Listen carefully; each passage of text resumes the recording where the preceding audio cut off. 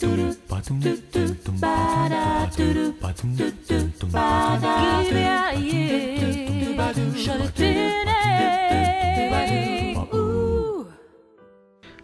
vakaras, brangus klausytojai, su jumis laida Gyvieji šaltiniai. Šiandieną aš laidos vedėjas Arnoldas Matijošius viešiu Kaune ir vaiko ir tėvų centras Aš ir mes padeda mums rengti laideles apie įvaikinimą ir globą. Laidomis mes siekiame informuoti visuomenę apie tai, kaip svarbu nepalikti vaikų vienų, kaip galima suteikti jiems džiaugsmą, viltį ir pilną gyvenimą. Ir mes tam panaudojame žmonės, kurie globoja vaikus arba yra įvaikinę.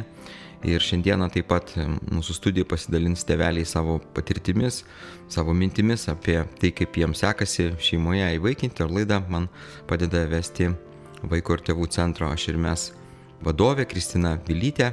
Apie centro veiklą ir kaip daugiau sužinoti apie globą ir įvaikinimą Lietuvoje, jūs galite paskambinti mobiliu telefonu 8684 37 160. Laidos metu mes pakartosime šio centro kontaktus.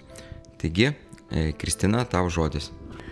Labą dieną, sveiki Romena ir Mindaugai, labai smagu, kad atvykot pasidalinti savo patirtimis. Ir aš žinau, kad jūs auginate savo šeimoje 3 vaikus, vienas iš jų yra globojamas. Ir gal galėtumėt papasakot, kaip jie atkeliavo į jūsų šeimą, koks jų amžius, tiesiog nuo pat pradžių. Labas vakaras visiems. Pirmiausiai tai norėčiau pristatyti, aš Mindaugas, žmona Romena, turim 3 vaikus, kaip ir minėjo Kristina. Mūsų vyriausia dukra yra Gustė, jai dabar apie 11 metų, sūnus Karolis ir vidurinis, bet jauniausias, taip gavosi, prisijungė prie mūsų šeimos Grantas. Prisijungė šį pavasarį, nors pažinojomės jau jį beveik metus laiko. Ganėtinai ilgai bendravom, lankėm kursus pas jūs. Kaip susipažinom, ilgai iš tikrųjų tai svarstėm su žmona, norim, nenorim, ta prasme globot, bet tas pirmiausiai išėjo iš žmonos, kad sako, žinai, vieną vakarą aš norėčiau vis dėlto, sako, kada gyvenime pradėti globoti dar vieną vaiką, sako, arba įvaikinti. Ir žodis po žodžio, idėja po idėjos, ta prasme, taip gavosi, kad ėmėmės aktyvesnių veiksmų. Ir šiandien dienai esam daugiavaikė šeima ir kol kas kaip ir visai laiminga. O įdomu vis tiek dar šiek tiek plačiau užgirst, kaip apsisprendėt. Ir Grantui dabar kiek yra? 7. 7. Tai jūsų šeima jis atėjo jau gerokai ūgtelėjęs, ar ne? Tai nebuvo visai mažas berniukas, ar ne? Nes paprastai šeimos nori, kad jų šeimos ateitų kuo mažesni vaikučiai. Tai kaip apsisprendėt, kad tokio amžiaus? Ar tai buvo kažkaip atsitiktinai? Ar nebuvo baisu, tiesiog kokių baimių ar nerimo turėjot ar neturėjot? Mes kažkaip niekad ir nesvarstėm, kad norim būtinai lėliuko, nes kadangi 2 lėliukus užauginę buvom, tai kaip ir galvojom, kad gal kaip tik būtų smagiau, jeigu tas vaikas būtų jau mūsų vaikų amžiaus ir jiems būtų, prasme, tiesiog drąsiau ar kartu į mokyklą eiti, ar kartu į darželį eiti, prasme, kartu žaisti, kad jie būtų panašesnio amžiaus labiau ir jiems, kad būtų žymiai smagiau.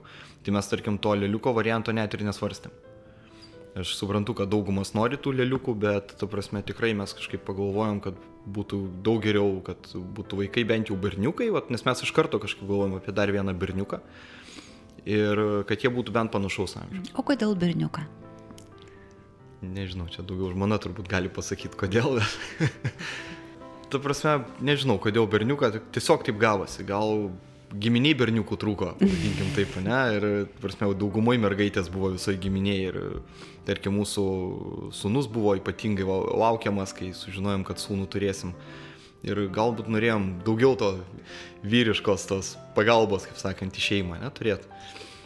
Ir kažkaip net nesvarstėm, kad, ta prasme, nes nebijojom to, kad bus berniukas, kad bus paaugęs, mes net negalvojom net apie tai. Tiesiog apsisprendėm, kad norim taip ir šiandien dienai galiu pasakyti, kad tikrai nesuklydom. Ir tikrai, ta prasme, yra puikus, nuostabus vaikas, labai švelnus, geras, ta prasme. Ir tikrai ten tie stereotipai, kad jeigu jau berniukas ir iš globos namų, tai jis jau bus kažkoks pasiutęs, tai tikrai ne. Tai galiu drąsiai pasakyti, jis ir dar ir 2 brolius turi ir abudu tie broliai irgi yra labai puikus vaikai, ta prasme. Ir Nesvarbu, kad jie auga tose globos namuose ir jie dar yra vyresni, bet jie yra labai mandagus, labai išauklėti ir kultūringi. Tarsi tas stereotipas yra, mano supratimu, visiška nesąmonė ir jis turėtų būti kažkaip išgyvendintas iš viso tos visuomenės mūsų. O Romena, noriu jūsų paklausti, kaip jum apsisprendimas globoti? Ar labai buvo sudėtinga priimti šitą sprendimą, ar ilgai svarstėt, dėl ko nerimavot, jeigu buvo to nerimo kažkokio?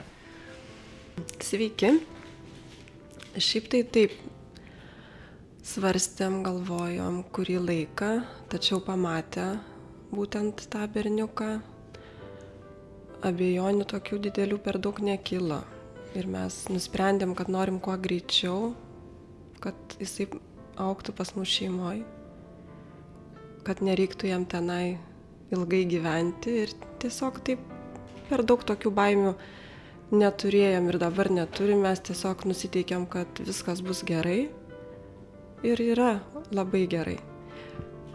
Mūsų sūnui jisai labai geras draugas, jie prabunda kartu, pradeda žaisti ir vakare eina miegot, žaidžia toliau, kalba, jie labai gerai sutarė. Mes matom, kad tikrai padarėm puikų sprendimą, tai tiek. O gal prisimenat tą momentą, kai pirmą kartą susitikot su globojamu berniuku, jo vardas Grantas. Ar pamenat, ar ne, kada jį pamatėt, kokie jausmai kilo, ar ne, nes tai toks iš tikrųjų svarbus labai akimirksnis. Pirmą kartą tai čia buvo jau daugiau kaip metai atgal ir mes jau ėjom su juo susipažinti, jį pamatyti, jau su juo susipažinti ir užėjom į grupę, kaip ir žmona sakė, sako, dairausi, sako, ir matau, kad kažkaip nėra nei vieno iš tų vaikų, kuris čia yra tas mano. Ir sako, jau galvoju, kaip čia dabar bus, ką dabar reikės daryti. Ir auklėtoja priėjo, sako, jo dar nėra grupė. Ir kažkaip, kai atėjo su auklėtoja už rankų, tai abudu supratom, kad jisai, šitas vaikas. Nežinau kodėl ir iš kur tai atsiranda ir kur tai būna, bet tarkim ir kai kitų žmonių istorijų pasiklausai, visiems būna daugiau mažiau tas pats. Jie tą vaiką pamatė, jau jie žino, kad jisai bus. Tai lygiai taip pat buvo ir mum, ir toks ir net ir palengvėjimas buvo, ir kažkaip tas bendravimas labai lengvai ir greitai prasidėjo. Jis galbūt pradžioj buvo labai tylus ir daugiau savo veiksmais, nes be proto judrus buvo. Jis bandė savo visokiais veiksmais parodyti, ką jis moka, ką sugeba, kur užlipa, kur užsikarė, toks labai buvo aktyvus ir greitas. Paskui po truputį, nes labai dažnai lankydavom, mes važiuodavom, nes norėdavom, kad jis ir priprastų ir mes pamatytumėm vis dėlto, kaip viskas yra. Ir po truputį jis pradėjo ir atsiskleisti, ir pasipasakot. Ir tos abejonės dingo su kiekviena diena, vis labiau ir labiau. Ir dabar šiandien dienai, aš manau, kad ir jam gerai pas mus yra, ir mum yra džiugu, kad jis pas mus gyvena.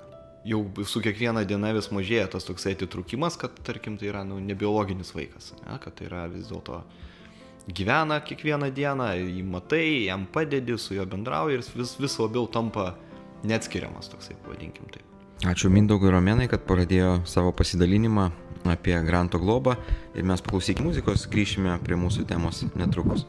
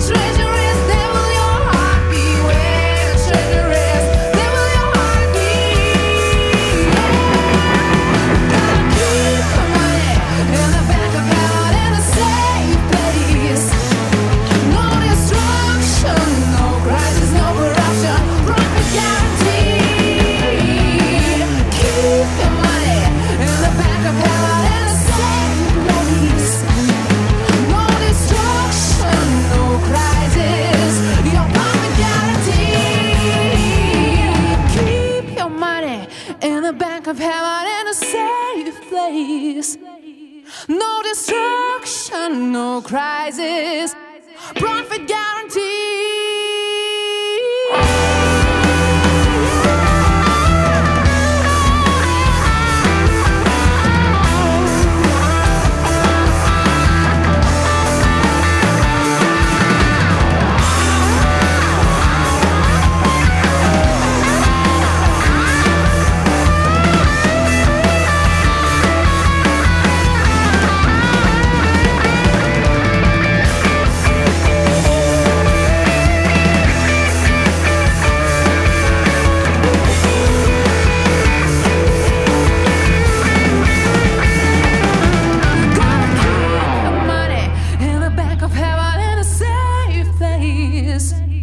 No destruction, no crisis, your profit guarantee.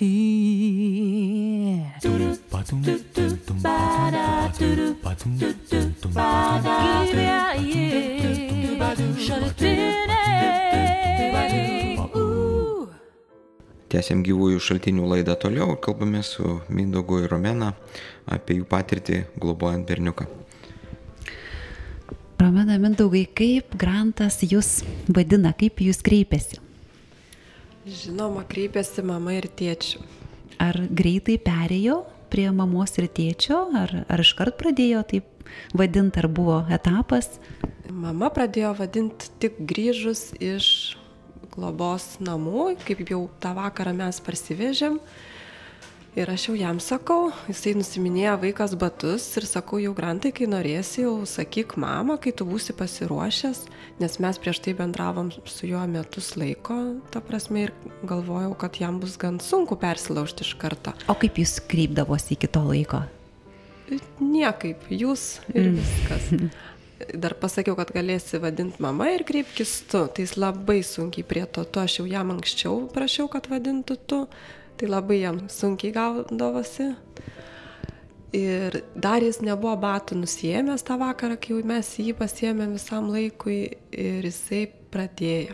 Mama, mama, mama. Ir jisai nesustojo kokias 2 savaitės. Visiems galvas paskauda ir vaikams sako, nu kiek tu gali jau nustosi. Nes jis šaukdavo iš bet kur.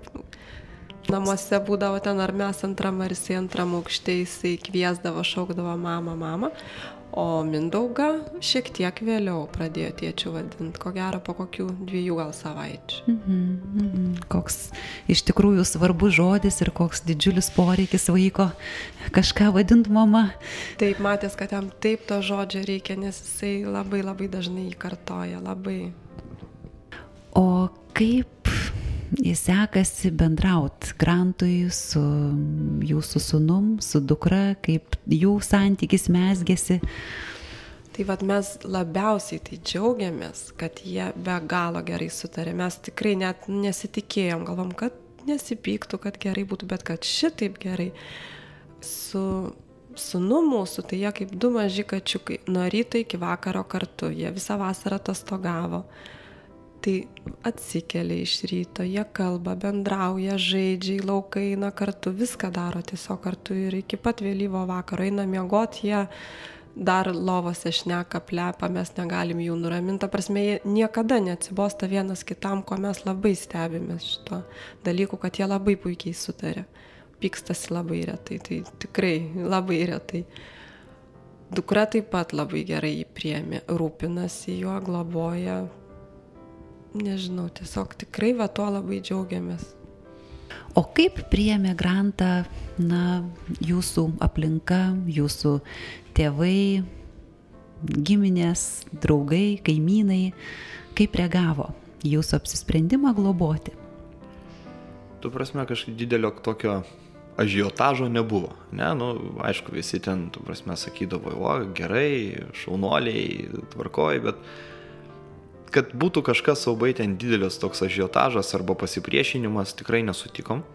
Aplinkiniai žmonės, tu prasme, priėmė kaip mūsų. Ir niekas ten per daug dėmesio nekreipdavo, iš kur jisai yra. Tiesiog visi priėmė, bendravo kaip su mūsų vaiku. Ir tiek. Seneliai galbūt nepasakė visko iki galo, ką jie norėjo mums pasakyti, ne, bet kadangi tai yra mūsų apsisprendimas ir mūsų gyvenimas, jie tiesiog priėmė, kad taip yra. Ir viskas. Nei jie ten mūsų mokino, kad ką jūs čia darot, kaip kad būna kai kuriais atvejais, nei jie pasakė, kad jūs čia kokie čia gerai, kad imkit, mes pavaikysim. Tiesiog, gerai, yra, ką dabar, bus dar vienas anūkas maždaug ir tiek. Labai kažkaip šaltai, paprastai ir be jokių didelių nei pasipriešinimo nebuvo, nei kažkokio tai kitokios reakcijos. Priima kaip anūką, neskiria, tarkim, nuo kitų, ar jaučiasi, kad, kažkas galbūt toks atstumas, ar stebi labiau negu kitus. Gal šiek tiek, vis tiek jam irgi reikia priprast prie to, kad čia jisai yra, Ir šiek tiek, aš manau, vis tiek yra kitaip seneliam. Mums gal šiek tiek yra lengviau, jiems tikrai yra kitaip. Tas anūkas vis tiek galbūt šiek tiek yra kitoks, bet su laiku visą tai pasikeis. Bet pats Grantas tai labai džiaugiasi seneliais, jis nori pas juos važiuoti, jeigu sakom važiuojam pas senelius, tai visada jisai su džiaugsmu nori ten pasilikti, bent jau jam tai seneliai labai svarbu. Gal galit, ar žinot, visų pirma, apie Granto istoriją, nuo kada jisai pateko į vaikų globos namus, apie jo tėvus, kodėl jo neaugino, atsisakė. Ar turit tokios informacijos? Kažkiek turim. Žinom, kad jisai turi dar 2 brolius irgi, kurie auga globos namuose. Tai su broliais, jis ir pasiskambina ir buvo dabar ir jo gimtadienį atvažiavę, abu pabendrauja šiek tiek. Aš negaliu sakyti, kad tai būna dažnai, bet bent jau mes jam vis tengiamės priminti, kad turi brolius, paskambink, pabendrauk. O kiek metų broliam? Vienam atrodo ar 16 ar 17, tam jau vyresniam, jauniausiam 12 berods. Ir dar turi sesę, kuri jau savo šeimą turi. Ir jie visi globos namuose užaugę. Tai jūs neprieštaraujat santykiui, bendravimui, kaip supratau, kviečiat ir į namus, ar ne? Leidžiat pasisvečiuoti? Namuose nebuvo, jie buvo, gimtadienį mes darėm vaikų kambarį, tai jie ten irgi buvo atvažiavę jį pasveikinti. Kaip gali prieštarauti, mes ir patys turim, ir aš turiu ir brolį, Romena turi sesę, ir mes bendraujam, negali nutraukti to santykio, nes absurdas būtų tiesiog. Tai jeigu jis vaikas nori ir šiaip reikia palaikyti tą santykį, mano supratimu su broliais, kad ir kur jie begyventų, bet reikia. O mama, žinom, kad irgi yra, tik tai kurį laiką jo nelankė. Paskutiniu metu, jis kiek žinau, su jie gyveno iki 3, atrodo, metų. Ir tik po to pateko į globos namus. Kažkurį laiką jinai lankydavo, bandė kaip ir susitvarkyti, bet kažkurioje vietoje tas gyvenimas nepavyko. Ir vis dėlto palūžo kažkurioje vietoje ir grįžo tas vaikas į globos namus atgal gyventi. O ar kalba Grantas apie mamą, ar šita tema kažkaip liečiama jūsų pokalbiuose apie praeitį, ar jis kažką tai pasipasakoja, ar atsimena kažką? Mes šiaip tos temos specialiai neskaluojam niekada, bet mes jos ir nevengiam. Ir jeigu jis kažką pasako apie mamą, tai mes tą dalyką priemam, išklausom, pakomentuojam kažką, tai jokiais būdais nepeikiam, nes prie vaiko peikti jo mamą tai būtų tikrai labai negerai. Ir mes neturim teisės, pavadinkim, to dalyko daryti. Tiesiog priemam taip, kaip kad tai yra. Jie kol kas nesimatė nuo to laiko, kai jis pradėjo pas mus gyventi. Pradžiai buvo kaip ir pasakyta, kad norės mama susitikti su Grantu, bet taip ir baigėsi viskas to. Tai mes sakėm, neprieštarausim, kodėl tai reikėtų daryti, bet didesnio, kaip sakant, iš mamos pusės to susirūpinimo ir nebuvo, kad aplankytą vaiką. Tai jūs atviri būtumėte tiem susitikimam, jeigu mama reikštų tą norą, pageidavimą, neprieštarautumėt? Ką ten prieštarausi? Tas vaikas šiandien dienai gyvena pas mus, jis yra laimingas. Jeigu jis norės mamą pamatyti, tai norės, reiškia, mamą pamatyti. O nuo to tikrai gyvenimas nepasikeičia. O jum patiem, ar nekyla kažkokių jausmų, emocijų, juk auginat jį dabar kaip savo vaiką, ar ne? Ir, neaišku, kas bus ateityje, bet kokie jausmai, ar ne, jeigu reiktų vežti pasimatymus? Negaliu atsakyti, nežinau, nes nebuvo tos situacijos. Faktas, kad bus visokių tų jausmų ir prieštaringų ir ne, bet šitoj vietoj sveikas protas turi nugalėti ir tiek. reiks, nuvešim ir susitiks, ir jeigu reikės to. Jeigu pageidaus, kaip sakant, abi dvi pusės to susitikimo, tai jisai ir įvyks. Kokie tie jausmai bus, aš negaliu atsakyti, nes to nebuvo. O apie tėtį, ar turit kokios nors informacijos, Granto? Šiaip ne, nežinau. Buvo keletas skirtingų ten tų informacijų, bet, tu prasme, nežinau tikrai, tai ir nenoriu komentuoti šito. Primenu, kad mes kalbiname Mindaugą ir Romeną Kaune ir mums padeda Kristina Vilytė iš Vaikų ir tėvų centro Aš ir mes. Daugiau apie įvaikinimą ir globą Kauno mieste, Kauno rajone galite sužinoti paskambinę Kristinai telefonu 8 684 37 160. Siūlau dabar trumpam atsitraukti nuo laidos temos, paklausyti muzikos ir likite mūsų dažniai, kadangi pokalbį mes tęsime. Aš patikiu į tavo rankas likimą savo, Dieve, savam delne pasaulį laikai tau priklausau, Kūrėjau.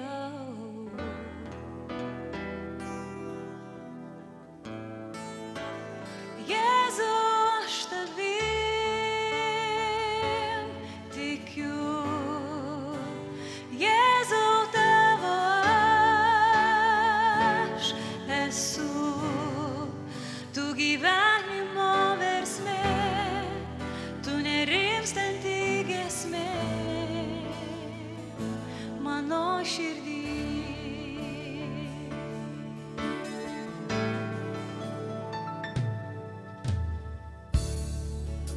Su tavimi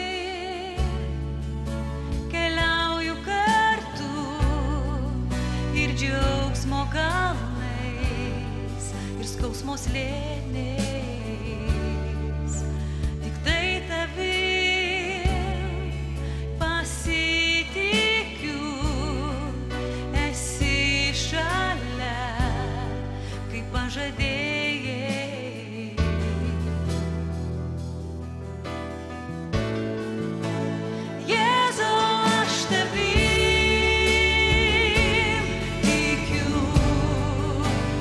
Jėzau, tavo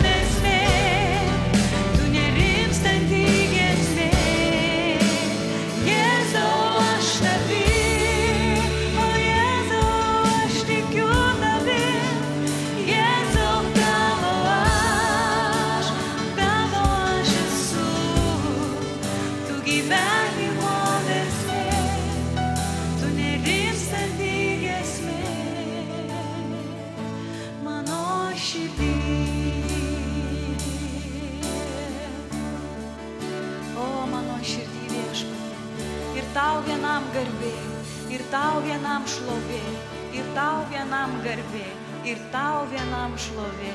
Aleliuja, aleliuja. O Dieve, keliam savo balsus į tave. Dieve, giriame tave. Lenkiamės prieš tave, Dieve. O, tu nuostabius darbus darai mūsų gyvenimuose. O, Dieve, tu esi stebuklus darantis Dievas. O, ir Dieve, tai, ko akis nematė, ko ausis negirdėjo Viešpatie, kas mums į širdį neatėjo, Dieve. Tai tu darai, Dieve, tai tu darai, Dieve. O, Viešpatie, Dieve. O, Viešpatie, giriam tave. Aleliuja, aleliuja, aleliuja. Tau vienam garbė, tau vienam garbė, tau vienam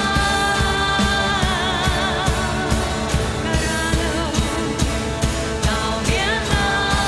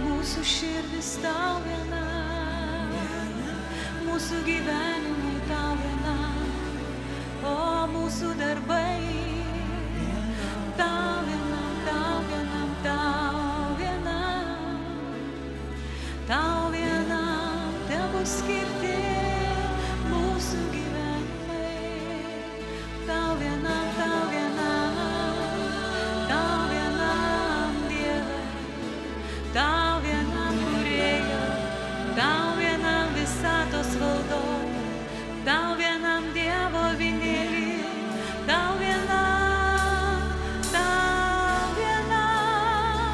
o mes nusilenksim, tau vienam giedosim, tau vienam kalbėsim meilės žodžius, tau vienam atiduosim savo laiką, tau vienam,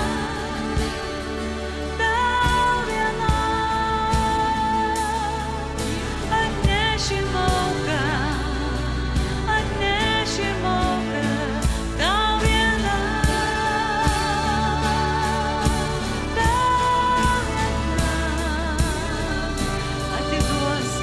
atiduosim visą šlovę,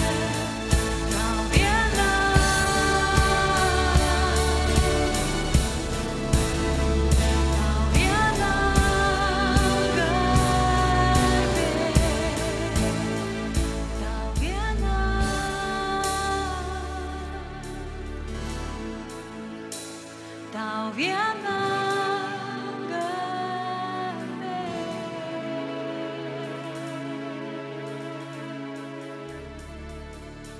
Tęsime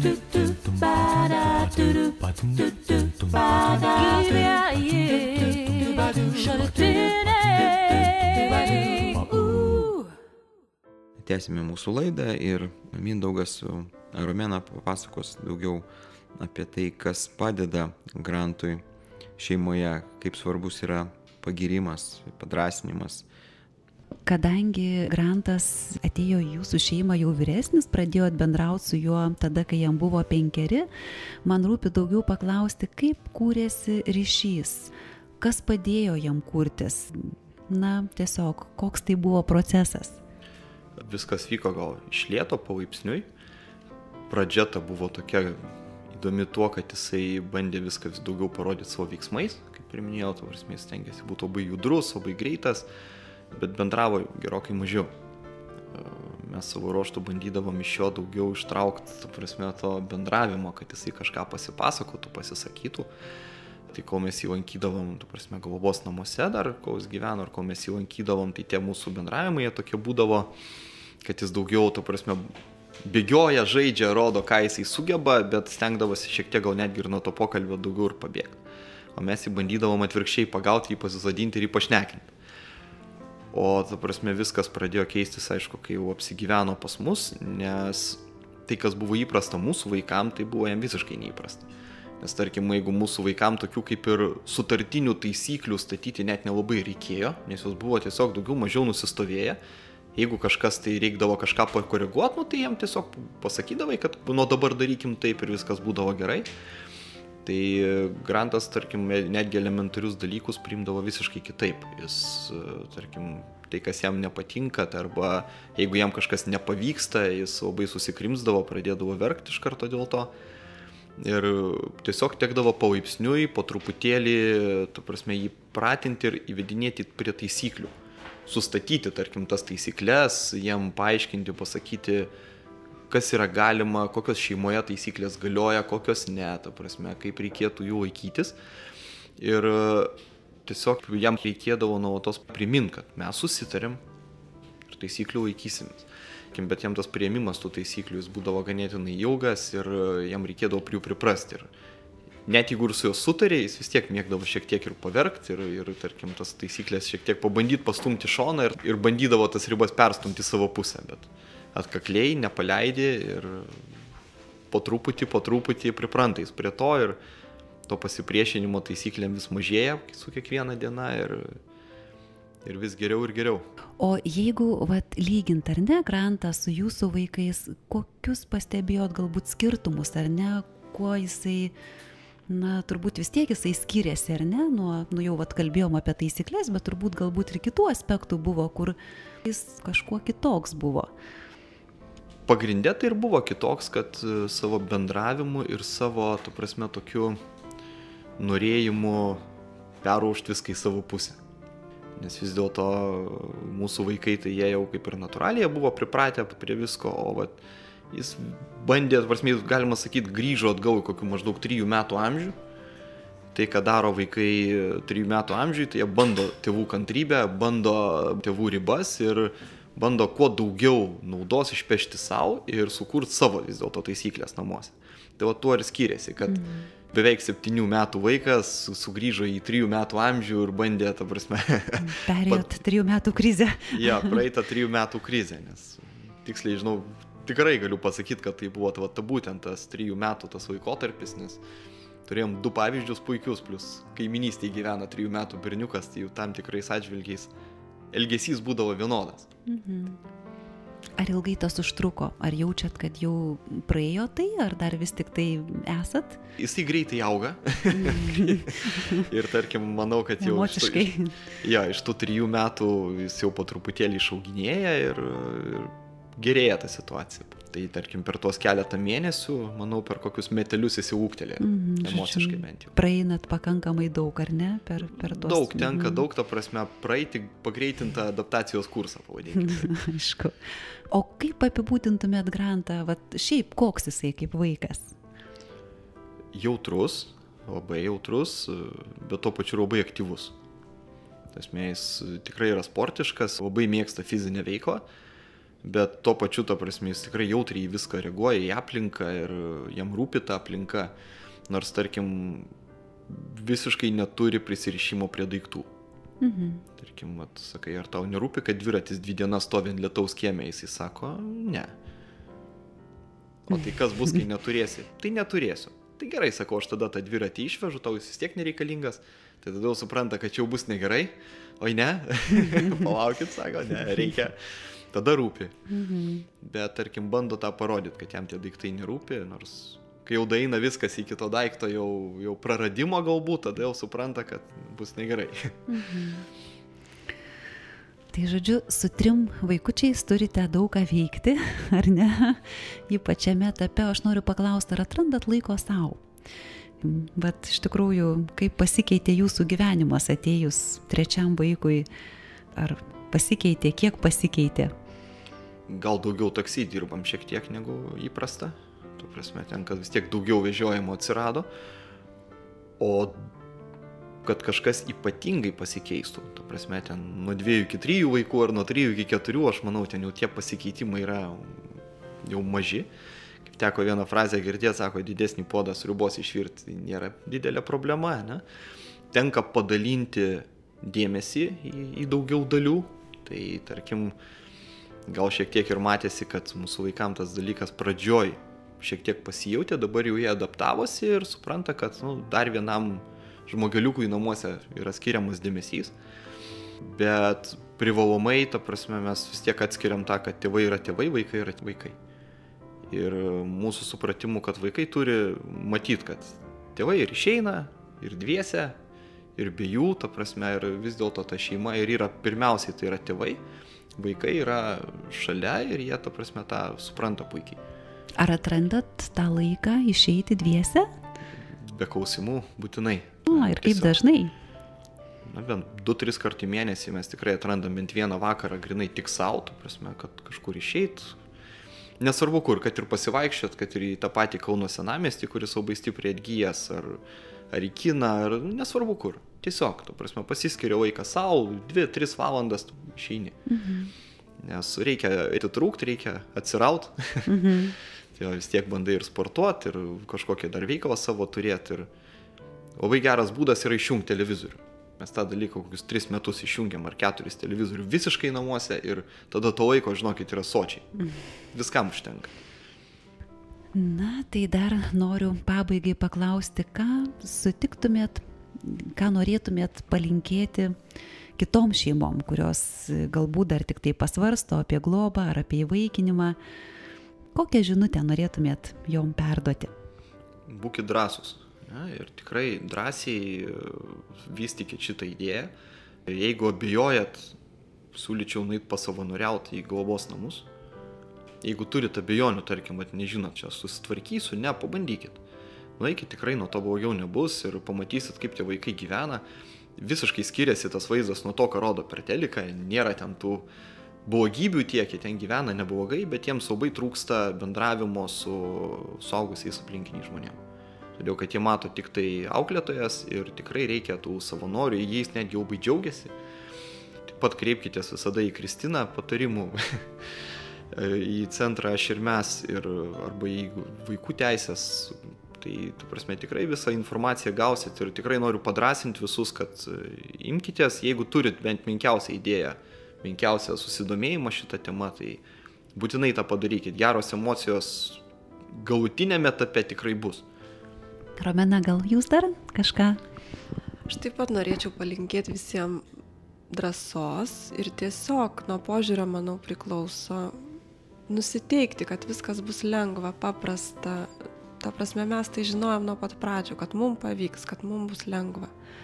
Ir po šiai dienai tikrai labai džiaugiamės, nes tikrai viskas yra puiku, mūsų šeima didelė, visi puikiai sutarė, mes labai to džiaugiamės.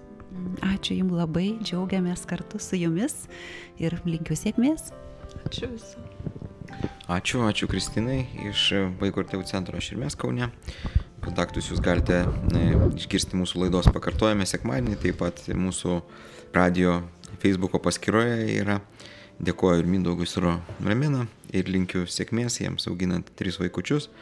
O mūsų laidų apie globą ir įvaikinimą klausykitės ir toliau visą rudenį kiekvieną mėnesio 1 trečiadienį 20 val. Laidoje Gyvieji šaltiniai. Ačiū, kad buvot su Radio XFM. Sudie. Gyvieji